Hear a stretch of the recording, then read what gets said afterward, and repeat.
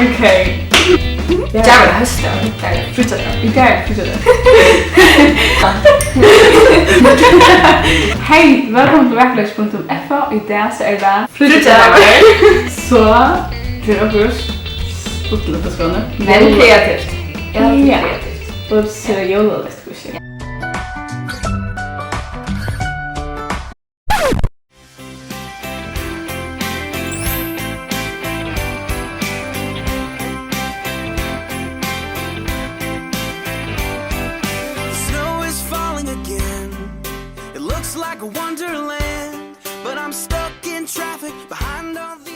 Idag så har vi Ann-Marie Steinton. ja, vi får shoppa vid SMS. Ja. Jólapynt hvønn annan. Ja, jag har köpt också till Hanna men hon är svärare. Och så har hon varit inne och köpt till mig. Det är spännande att veta. Ja. Here we go. Let your heart hear the joyful sound. Because it's Ja, okej, det får vi. love is filling the air because it's Christmas. Thrill of hope is everywhere. So let the music play and let your worry melt away because it's Christmas. Okej, nu får jag in i Tiger för att köpa jólapynt till Ann-Marie.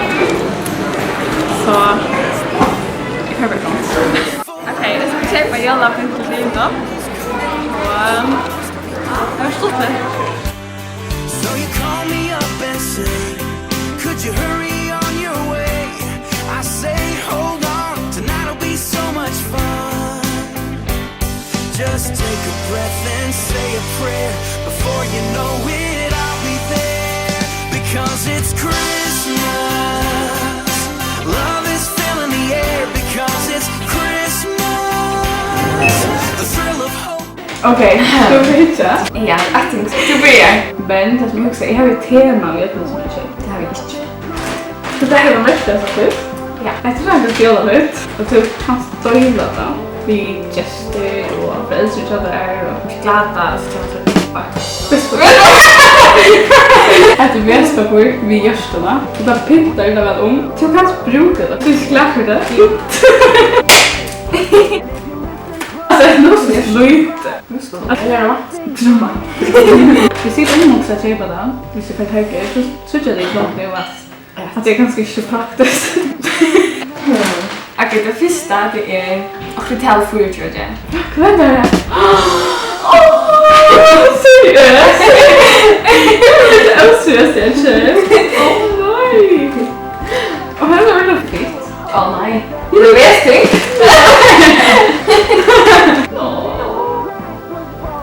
Eller ja. Mask. Kan sitta resten av. Det är pink. Åh, det är pink! Och så typ så är det pink. Åh, det är läkert. Det var okej. Jag ser tandsprogrammet, kan man se. Ja. Är det rätt åt nu? Tada! Hjärsta jólapynt. Men här har vi spottat video i. Åh, det är fint. Alltså, vad var det första? Halt det. Jag hade tur just det gott sig. Just det, ja. Åh, jag sa det inte! Åh, det fint. Alltså, du känns så örola fint. Jag kan bruka allt slut. Åh, nej. Det är stort jag, man köper klart som alla fisk för att inte köpa. Du brukar också ofta handskar. Som är så Man tröstar och skulle ha så kan man hitta en sån där så kan man inte. så lite. Här är det just en Miklagarður. Åh, nu ser du det. Dina är också kottlig så där. Så det är helt. Att jättekul. Oh my god! Jag är experthållet. Vad är det? Ja. Det är kaffe. Kaffe? Ja, men jag köpte hjärsta luftlås. Och så och slickpinnar. Det är sista för mig nu. Jag heter nog också lockmassa. Man kan vill du inte i. Handskar. Där hittar jag på näkamatta. Bursra hjärtat som jag ganska. Parlastic? Nej. Gloria? Nej. Åh, det är viktigt! Oj, vad roligt! Nej, nu tack då.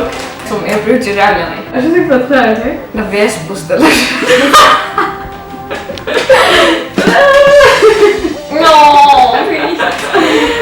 Så det var hálskeda. Okej, här var det bara seriöst. Ja.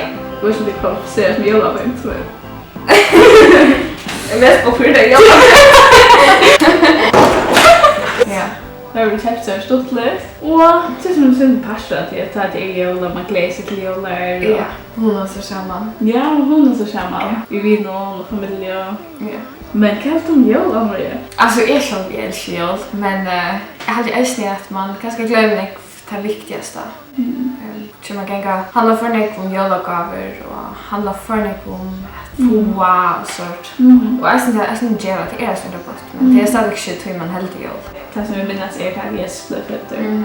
Och det är det som är värsta glädjes. Han har också spelat att läsa evangeliet samman av jólun. Jag också när det är uppväxt. Och jag tror att kärleken Guds uppenbarelser mellan okkara. Att Gud har sett sonson hin ögonbarna och i höjmen för vi skulle leva vid honom. Och i hesen kärleken. Inte att vi har älskat Gud, men att han har älskat oss och sen sonson till böld för synder okkara. Alltså det är inte vi som älskar Gud så att han älskar oss, men Gud, han har långt älskat oss vid en som fullkomlig kärleken. Och jag kan inte bara ta emot det. Alltså han är deg för oss säger det ögonaste vi ska göra till bara säga ja tack. Gud gav till största gåvorna. Och då kunde vi glädjas och geva till honor. Så man hever det här perspektivet så att man handlar om meira än gåvorna. Det kommer att handla om det att man är en flykt från annan. Förstår inte, tid är duschköpt, är det god och lika med tycka.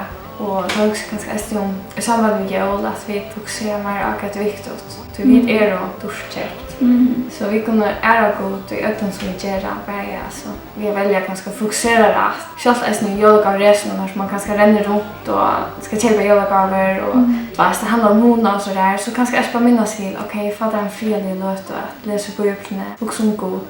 Att man kanske hälsar ner till god, det gör man kommer att älska god, man kommer att älska biblarna. Jag låter ju en rälig honan i just självfån och det är perer och jolagar och sådär. Men jag tycker att det är jävla mycket för oss ensamma att landa i sortöjne. Som har bruk för det att du kanske förstår dig och du kanske brukar du hälsa på dig. Bara till att hälsa på folk alltid kan göra rävla mig.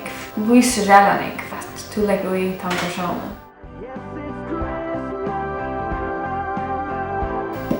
Jag går bara gappa. Ska du smulas mycket? Det är inte smulas. Nej, vet du.